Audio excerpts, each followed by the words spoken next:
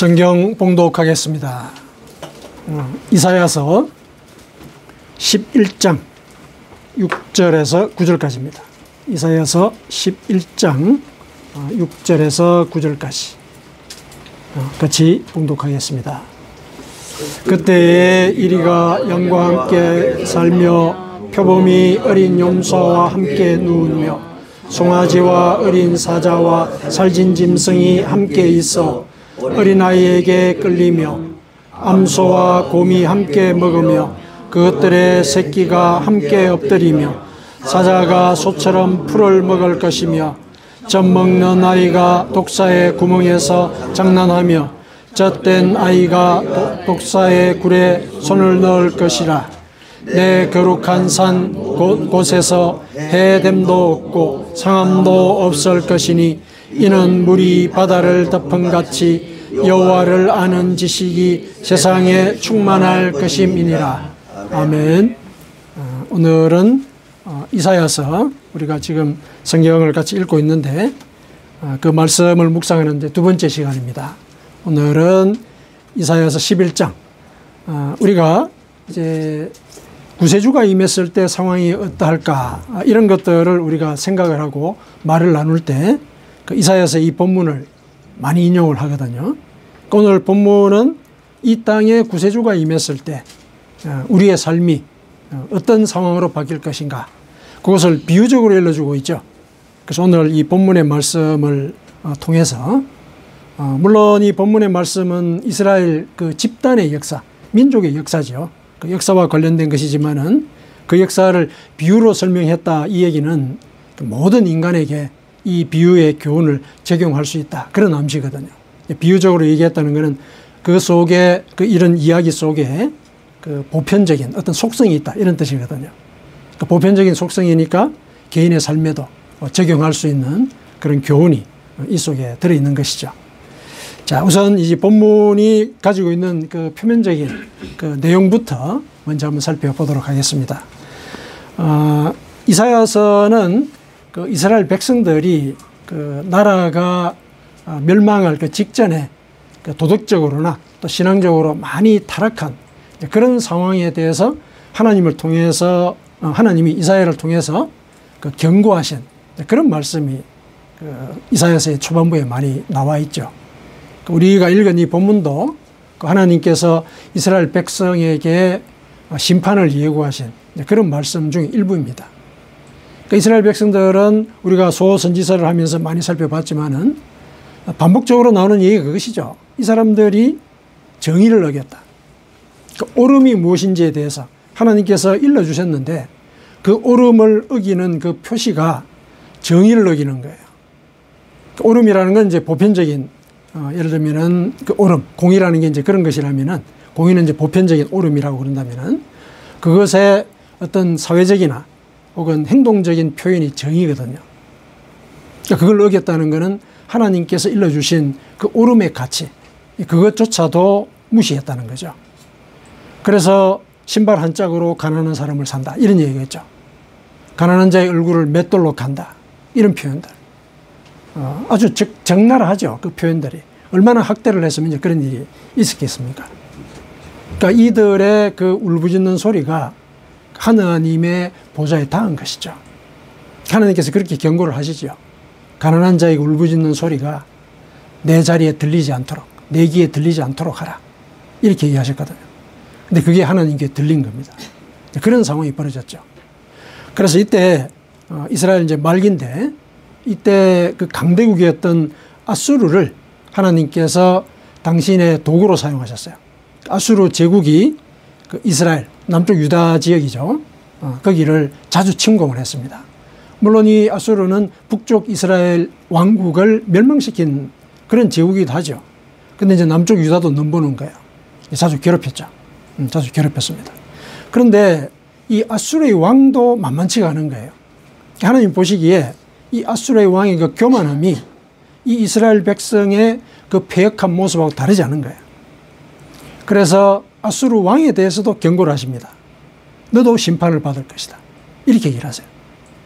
그러니까 약소국은 약소국대로 타락하고 강대국은 강대국대로 타락한 거예요. 그러니까 인간 전부가 타락했다는 얘기죠. 그래서 모두를 내가 나의 오름의 그 관점에서 심판할 것이다. 이렇게 이제 경고를 하시는 것이죠. 그러나 이제 그런 경고가 하나님은 저주의 차원에서 그런 경고를 하시는 게 아니시죠. 당신의 백성이 깨닫고 당신 앞으로 돌아오도록 하는 그런 통로로서 이제 그런 경고를 하시고 또 그런 재앙을 내리시는 것이죠.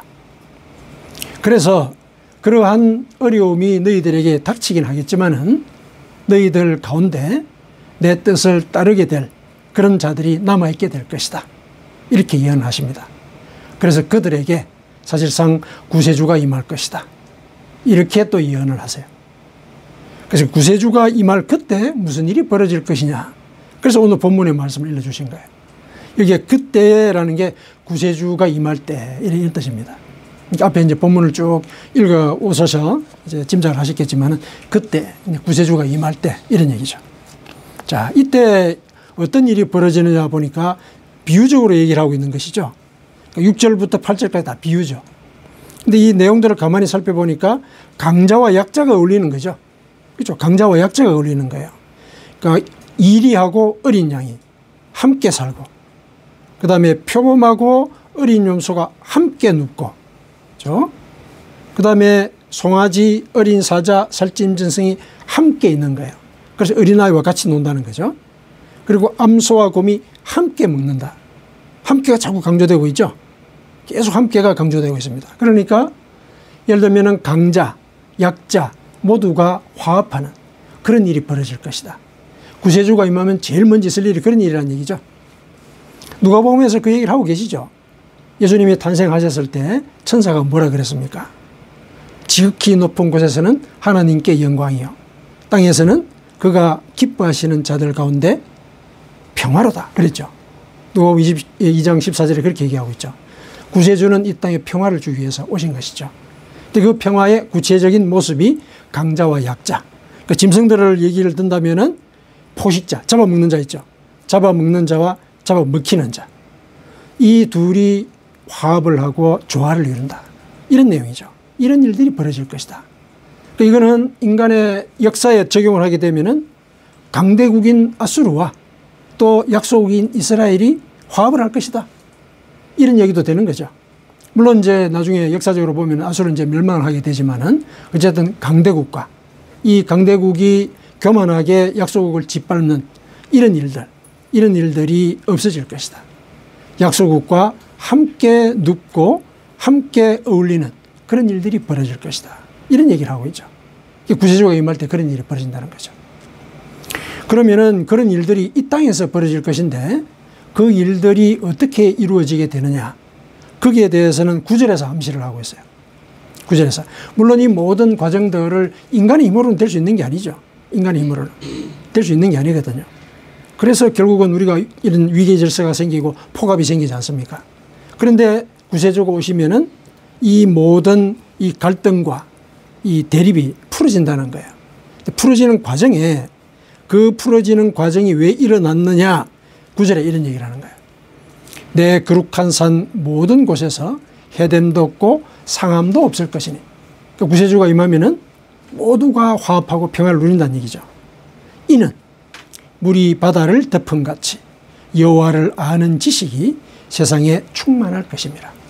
여호와를 아는 지식. 실은 구세주가 임할 때 여호와를 아는 지식도 이곳에 함께 임한다는 얘기죠.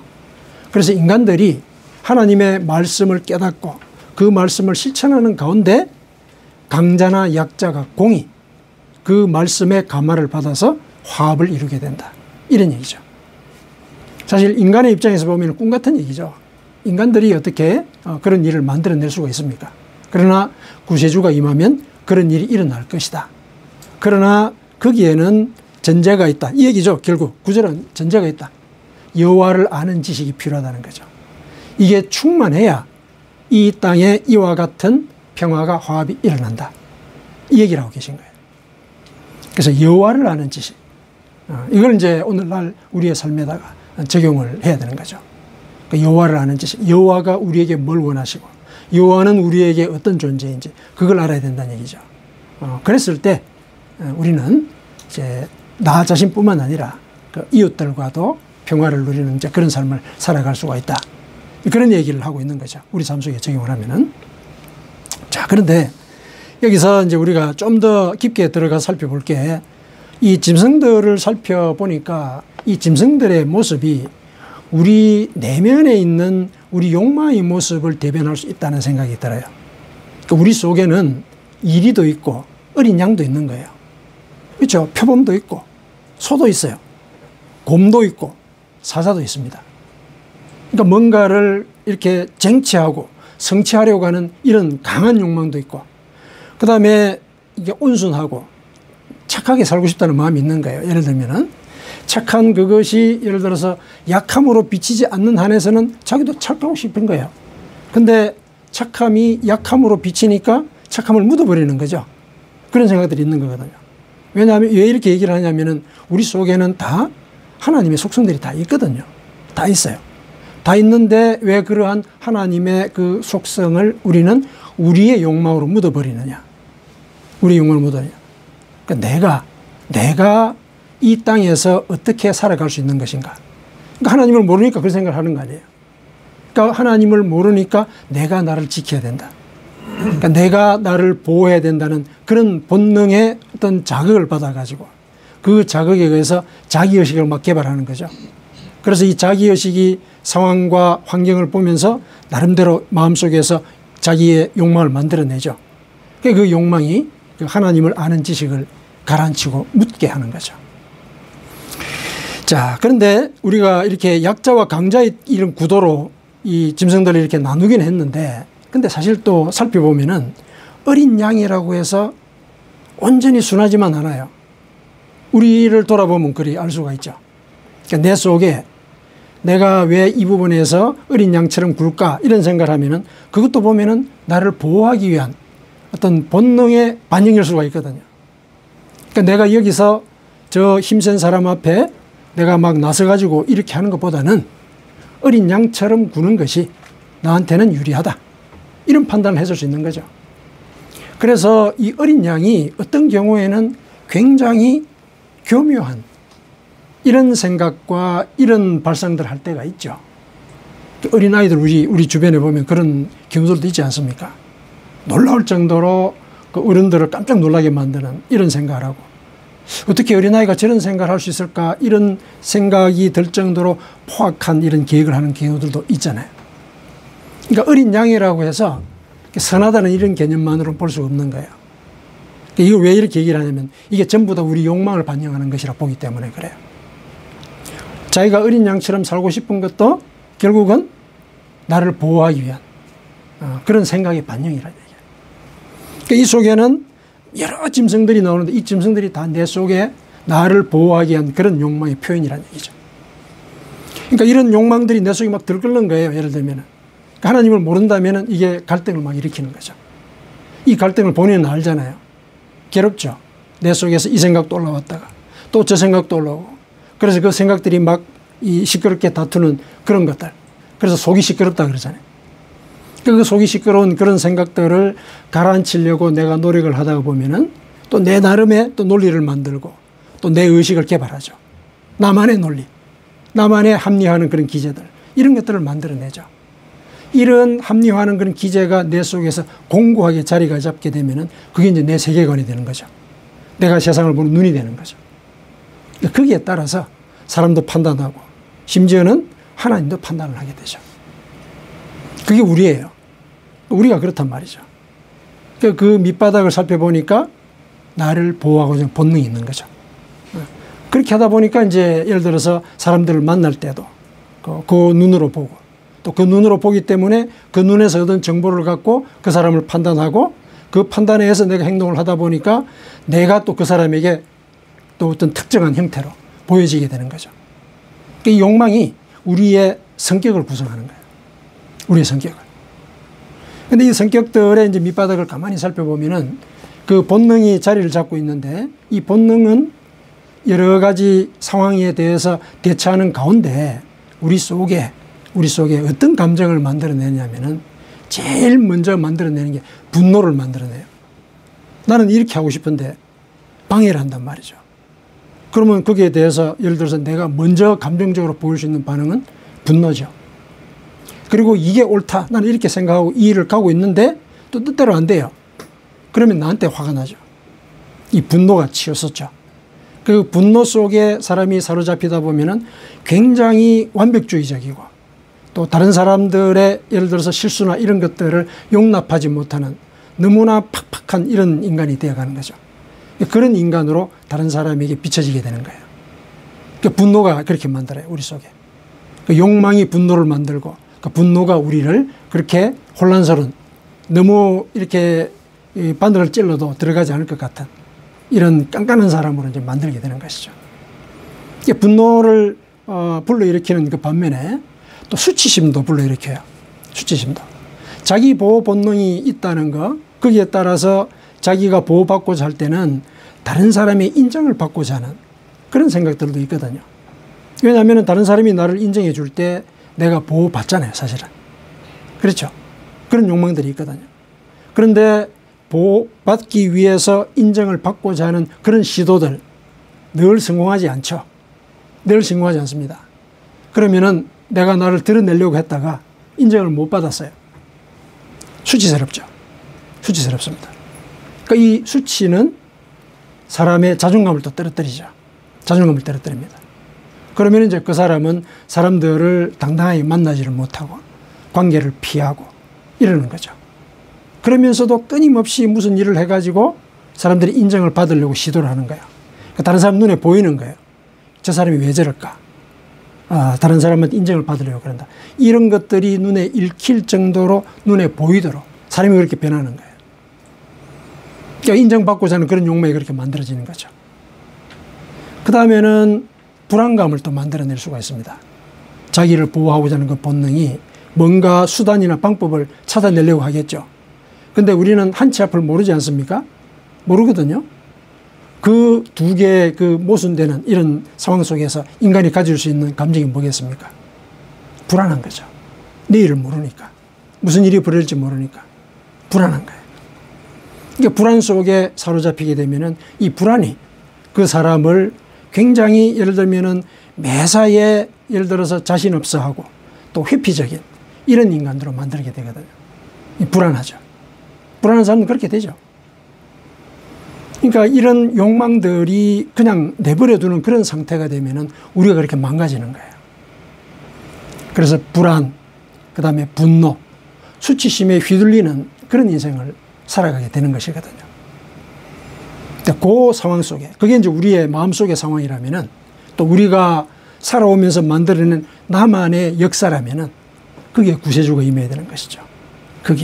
거기에 구세주가 임해서 내가 벗어나고 있지 못하는 이 욕망의 굴레. 그래서 그 굴레가 만들어낸 내 속의 불안감과 이 분노와 또 이 수치심. 이게 해소가 돼야 되는 것이죠. 그래야 내가 그리스도가 오셨을 때 하나님께서 약속하신 그 평화를 누릴 수가 있는 거잖아요. 근데 그렇게 되기 위해서 전제 조건이 있었죠. 전제 조건이 뭐였습니까? 여호와를 아는 지식. 여호와를 아는 지식. 여호와가 어떤 존재인지 이걸 알아야 이러한 평화가 내게도 이루어진다는 거죠. 여호와는 어떤 존재이시냐. 제일 먼저 우리가 기억해야 될 게 뭡니까? 자, 분노. 우리 사실 분노하죠. 그 세 가지 이런 감정의 상황 우리 다 가지고 있잖아요. 다 그러거든요. 그러나 이제 그 중에서 어디에 이렇게 어떤 사람은 분노에 이렇게 집중하는 사람이 있고 또 불안감에 집중이 되는 사람이 있고 수치심에 집중이 되는 사람들이 있기는 있어요. 그러나 대개는 그 세 가지 감정들이 우리 속에 다 들어 있습니다. 왜냐하면 그 밑바닥이 자기 보호 본능. 거기에서 나온 거거든요. 거기서 나와서 그 세 가지의 어떤 감정의 형태. 그래서 그 감정의 형태가 만들어낸 성격. 이런 것들을 만들어가지고 이 생을 살아가는 이 가치관을 우리 속에 심어주게 되는 것이거든요. 누구나 다 이런 예를 들면 욕망의 흔적들을 다 가지고 있단 말이죠. 여기에 구세주가 임하시어요. 그래서 이것이 해소가 된단 말이죠. 그랬을 때 전제 조건이 이스라엘 역사에서 암시되었던 그 상황이 그대로 우리에게 적용이 되는 거죠. 여호와를 아는 지식. 제일 먼저 우리가 여호와를 안다라고 얘기했을 때 그 통로는 그분의 말씀이죠. 그분의 말씀입니다. 그래서 그분의 말씀을 우리가 묵상하면서 그분이 어떤 존재인지 이걸 우리가 깊게 깨닫고 넘어가야 되죠. 일상을 살아가는 그 하루하루를 넘길 때 오늘 하루 그분은 나에게 어떤 존재였는지 이걸 우리가 묵상하고 생각하는 그런 시간들을 우리가 가져야 되는 것이죠. 제일 중요하게 우리가 기억해야 될 게 있습니다. 하나님이 어떤 존재인지, 하나님이 어떤 존재, 이렇게 우리가 고민을 할 때 하나님은 나를 사랑하시는 존재이다. 이거 기억하십시오. 이거 기억하십시오. 이게 제일 중요한 하나님에 대한 지식이에요. 우리가 이사야서를 읽고 있을 때 이사야서에서 하나님께서 심판하고 재앙을 내리는 장면을 초반부에 많이 내주긴 하거든요. 그런데 여기에 하나님의 모습을 고정해서는 안 되는 겁니다. 왜 그러셨느냐. 그걸 알아야죠.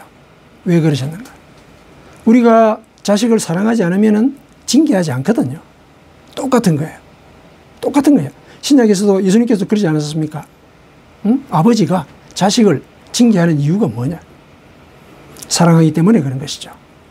그 사랑이 없으면 이런 징계를 하지 않죠. 하지 않습니다.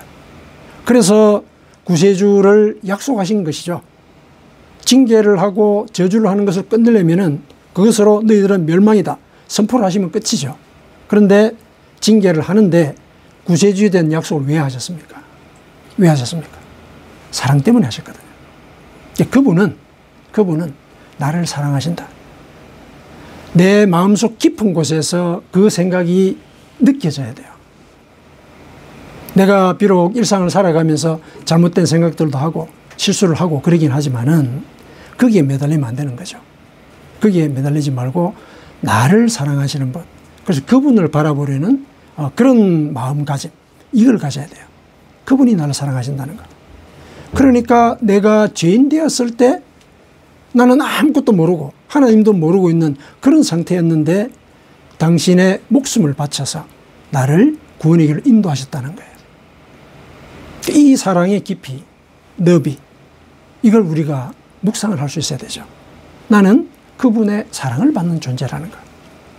이게 제일 중요해요.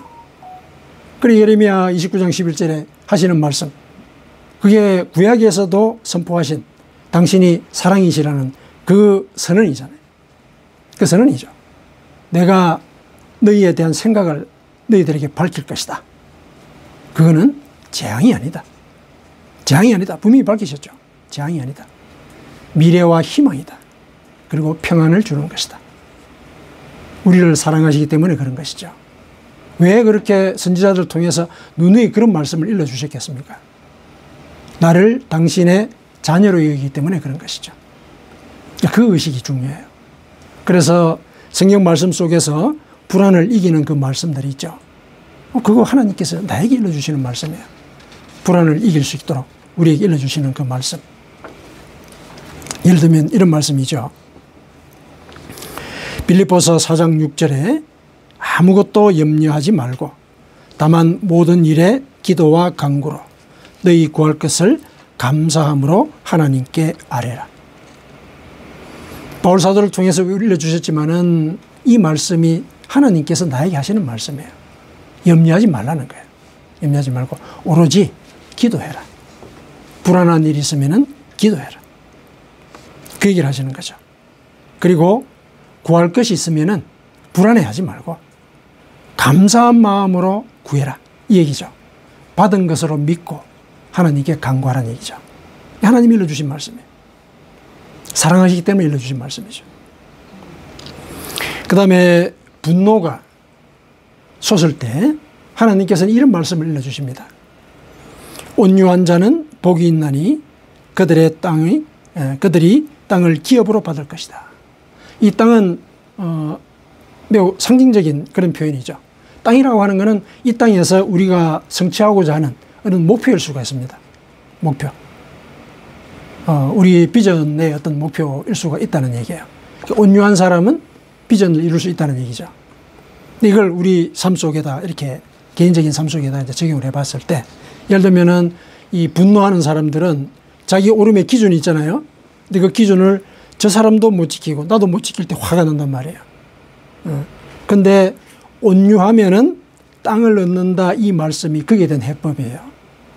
그렇게 분노를 할 것이 아니라, 그렇죠? 그렇게 분노를 할 것이 아니라 하나님께서 네가 온유한 말, 그 다음에 온유한 생각, 이런 것들을 갖기를 원하신다는 거, 그거 먼저 생각하라는 거죠. 그러기 위해서는 제일 첫 번째 그 첫걸음이 뭐냐면은 저 사람이 나하고 같은 사람이라는 거.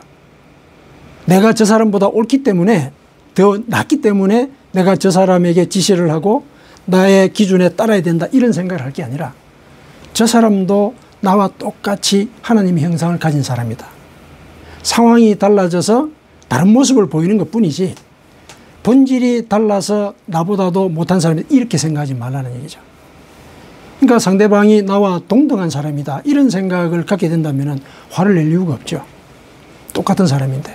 아니, 저 사람의 잘못한 것 나도 할 수 있다, 이 생각하는데 어떻게 그 사람을 향해서 화를 낼 수가 있습니까? 온유하다는 게 그런 말이 밑에 깔려 있는 것이죠. 그렇게 되면은 실은 이 삶의 비전, 그 오름이라고 하는 거, 그건 그대로 그냥 이루어지는 거예요. 저 사람이 나하고 동등한 존재다. 분노할 일이 없죠. 분노할 일이 없어지는 그게 땅을 얻는 거잖아요. 이 땅에서의 삶의 비전, 그걸 얻는 거예요.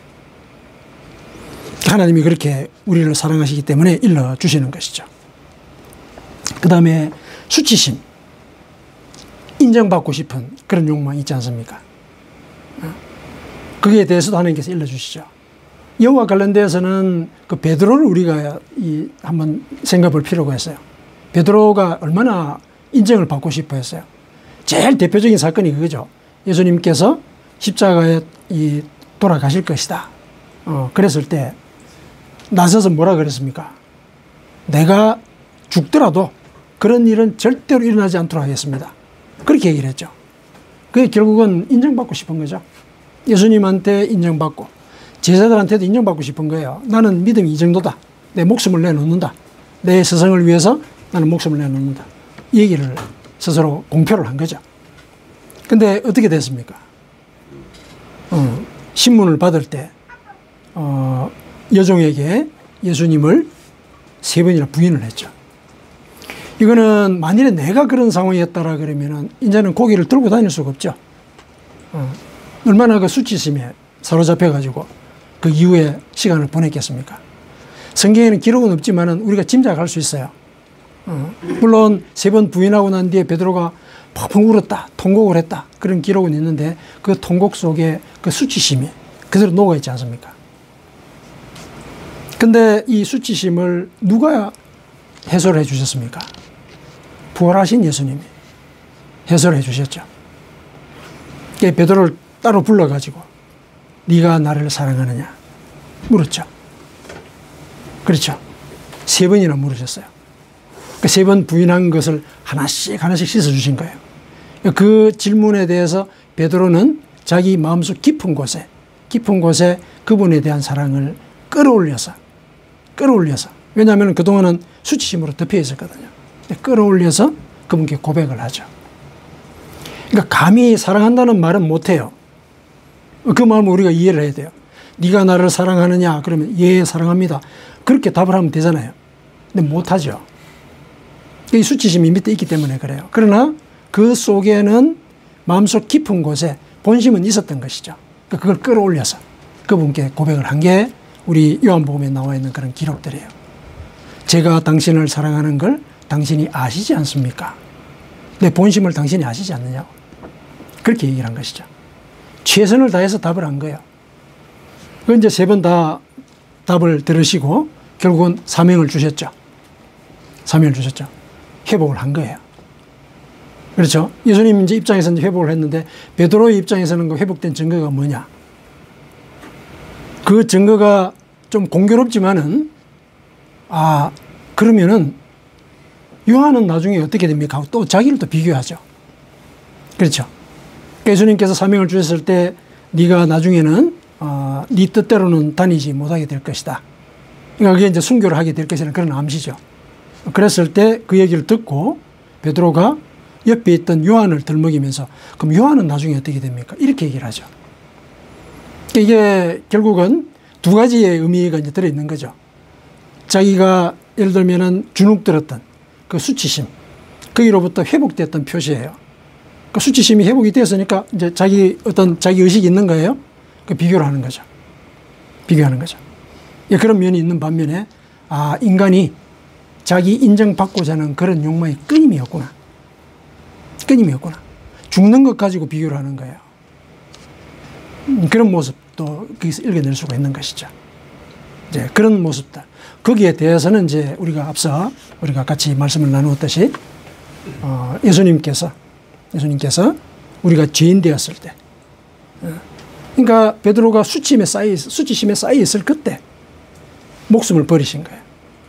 베드로에게는 그 수치심을 씻어주는 그 과정으로서 당신은 목숨을 바치신 거예요. 베드로에 대한 사랑이 그러하다는 것이죠. 그런 사랑이 우리에게도 그대로 적용이 되는 거죠. 나는 내가 깨달아서 예수님이나 하나님을 믿은 게 아니란 말이에요. 내가 이 자리에 오게 된 거예요, 그냥. 그런 것이지 않습니까? 그게 그 말의 뜻이죠. 내가 죄인 되었을 때 나를 구원의 길로 인도했다. 죄인이기 때문에 그분이 어떤 존재인지 몰라요. 모르는데 내가 이 자리에 와서 그분을 하나님으로 모신다. 그분이 나를 여기로 인도하셨다는 얘기죠. 이 초월적인 사랑이죠. 이 초월적인 사랑. 나를 그렇게 생각하신다는 거죠. 그 생각을 내 속에 심어 놓을 때 내 속에서 이 불안과 또 분노와 이 수치심, 이거를 해소할 수가 있죠. 오히려 내 속에 있는 여러 다른 이 본능들과 함께 어울려서 평화를 만드는 그런 일들을 내 속에서 이루어갈 수가 있다. 그래서 여호와를 아는 지식, 이것이 우리를 평화의 길로 인도합니다. 여호와를 아는 지식, 제일 중요한 핵심이 뭐라고요? 그분이 나를 사랑하신다는 것. 사랑하신다는 것. 기억하십시다. 아멘.